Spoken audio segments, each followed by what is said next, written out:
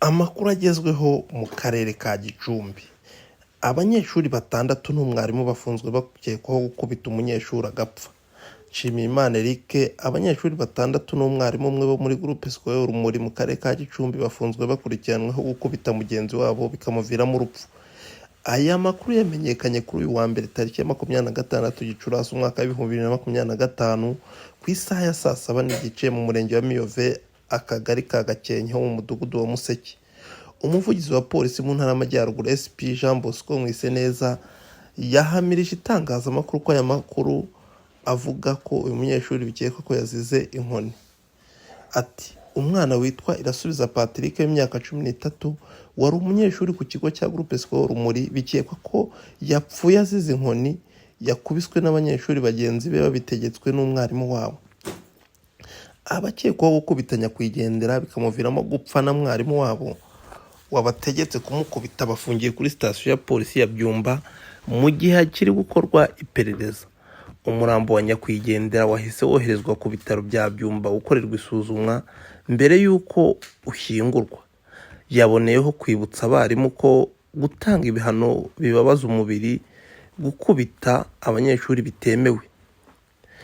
Rero ku mbuga nkoranyambaga hagiye hacicikana ubutumwa bugaragaza ko uyu munyeshuri yakubiswe avuye mu rugo, bakaza kumuziza ko ashobora kuba yaraje gufata ifunguro nyamara atigeze yiga kuri uwo munsi.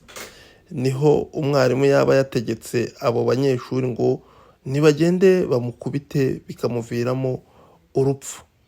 Iki ni igihano cyaba kibabaje cyangwa se gikakaye ku banyeshuri kuko bigira ingaruka ku burezi no ku ireme ryabwo.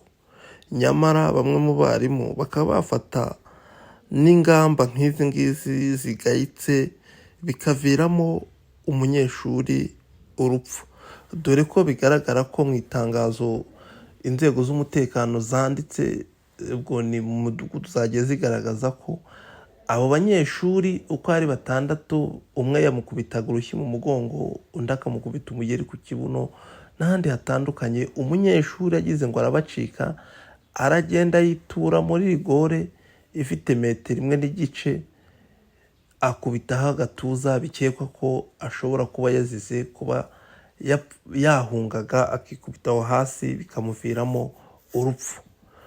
Imana yakire nyakwigendera kandi n'umuryango we wihangane, kandi n'abagize uruhare muri ibyo bikorwa by'ubugizi bwa nabi ubwo ni abo bakekwaho, dore ko inkiko zitarabahamya nabo baraba bari gukurikiranwa n'ubutabera. Murakoze.